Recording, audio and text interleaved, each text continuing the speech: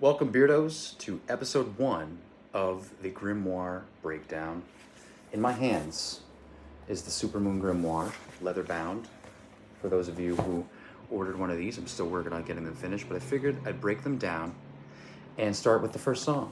So, Battle Cry. Here's the truth about this song. I wrote a war cry before I knew what fighting was, or what I was fighting. That's not a metaphor. That is literally what happened. I had this energy, this thing running through my chest that needed to come out as sound, as a declaration, if you will, as something. And I didn't fully understand it. Didn't fully understand where it was going or what it meant. I just knew it had to be first. It had to be the door that you as the listener walked through to get into this record. And the weird thing is about Battle Cry, the thing that I think people might miss is that the warrior in this song immediately admits that he can't win, right? Battle Cry. I am a warrior, but I can't save the earth. That's the first line. Not I will destroy my enemies. Not I am unstoppable. The first thing the warrior says is, I'm going anyway. That's what this whole record is about. Right there. In the first 4 seconds of the lyrics, I can't save the earth. Now, what I thought I was writing when I was writing Battle Cry, I thought I was writing a fight song. I thought I was writing something big and primal and anthemic, something for the stage, something for the crowd to raise their fists to, and it is that. We play it live and people go nuts and it's exactly what it sounds like, but that's the surface level. That's the vessel. What I was actually doing, and I didn't realize this until later, until I started mapping this record to the Grimoire, was that the opening ceremony, this was the opening ceremony of the ritual. And every ritual has a beginning moment, a threshold you cross, a declaration that says, I am entering this space. I am not here, stumbling in here. I am choosing to walk through this door. And Battle Cry is that moment. Now, where the song came from, and it's all mapped out here in our Grimoire. There will be a PDF version of this as soon as I'm done with this. But laid arrows in the dirt to help sing for rebirth. That's a line in the song that unlocks everything for me. And it's not the loudest one. It's this. Laid arrows in the dirt to help sing for rebirth. The warrior is an offering. He's laying something down. Arrows. Weapons, the very tools of power, right? As if the gift of the cycle itself is life and death and renewal, right? That comes from a real place. I've been thinking a lot about what it means to use your voice and your actual literal voice as a singer. Not just that, but also your voice as a person, right? In service of something larger than yourself. Because there's a version of the warrior that's all about glory, it's all about conquest, all about winning. And then there's this other version, the version that I was reaching for, where the warrior fights because something needs to be protected. Because the tides need a voice, because the world needs people who will stand up and sing even when they don't know if anybody's listening. And Mother Culture can't fill your cup. That line is about the systems we build, the culture, the social, economic, the promise that gives us meaning and identity and purpose and then can't deliver. The warrior sees that. And instead of playing along, he cries out, he disrupts. Not for his own glory, not for the possibility of something real. Now, a little bit of backstory that came from Call Me Ishmael, a book that I read, and I just was so profoundly shaken by it. So that's where Mother Culture comes from. If you've ever read that book, that's where this comes from. So let's talk about the archetypes for a second, because this is going to be a thread through every episode of this series, and I want to make sure that we're on the same page about what an archetype actually is. And if you know me, I'm a huge Carl Jung fan. Carl Jung was a Swiss psychiatrist, worked with Sigmund Freud, and then broke away from him and developed his own theory of the mind.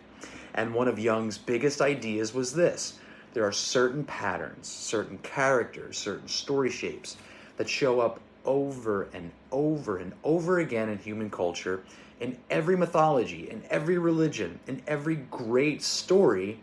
You find the same recurring figures: the hero, the trickster, the great mother, the shadow. Jung called these archetypes. And he didn't think that they were literal devices. He thought they were hardwired into the human psyche. He thought they were part of what we call the collective unconscious, a deep layer of the mind that we all share underneath our personal memories and individual personalities, a layer where the really ancient stuff lives. The warrior is one of those primary archetypes. Every culture on Earth has a warrior tradition. Every mythology has a warrior figure. And in Jungian terms, the warrior represents a specific psychological function to the capacity to take disciplined action in service of a higher purpose. The ability to focus your energy, to hold a boundary, to fight when fight is necessary. But, and this is the key thing, the healthy warrior fights something outside of himself. The moment the warrior is only fighting for his own glory, his ego, his own survival, he tips into the shadow version of the archetype. He becomes the aggressor, the destroyer. All you takers better listen up. Mother Culture can't fill your cup. The takers are the shadow warriors, the ones who power themselves for the sake of themselves. The battle cry in this song is directed at them. But it's also a warning to the singer himself. Stay in service. Don't let the declaration become ego-driven, right? Now, the Grimoire likes to break things down using a lunar map. In the Supermoon Grimoire, every track is mapped to the phase of the moon. And Battle Cry opens up the new moon in the darkest phase. When the moon is new, you can't see it. It's there, it's real, but it's invisible against the sky. No light selected to back you, right? So why does it start in darkness? Because every meaningful beginning starts before you can see the result. And the warrior doesn't wait for the light. He acts in the dark. He raises his voice before the crowd arrives. He lays the arrows in the dirt before anyone can confirm that it was worth it. The new moon is the moment of pure intention, before outcomes, before validation, before proof. And that's exactly where Battle Cry lives, right there in the terrifying necessary darkness. Now,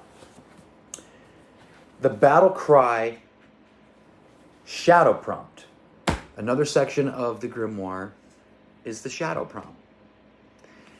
And these aren't decorations. They're actual work for you to do. The shadow prompts for Battle Cry are: where have you stayed silent when speaking would have changed something? Sit with that, seriously. Where in your life, in your relationships, your work, your family, your creative life, have you swallowed a truth because the timing wasn't right, or the room was too crowded, or you were afraid of what would happen if you said it out loud? I have my own answers to that question, right? And they're not comfortable. There were rooms I walked out of quiet that I should have torn apart. There were conversations that I avoided that are still unfinished. I'm still a work in progress, as we all are, still becoming.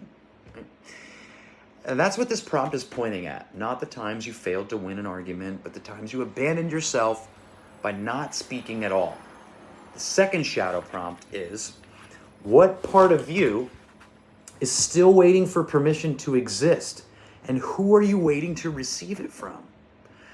That's one that really got me, because I think most of us are carrying around a version of ourselves, some dream, some truth, some way of being in the world that we've never fully let out.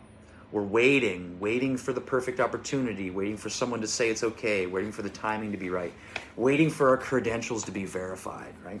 The warrior doesn't wait. The ritual on this track is simple. It's not small. Ritual prompt, again, work for you to do. Write your personal battle cry.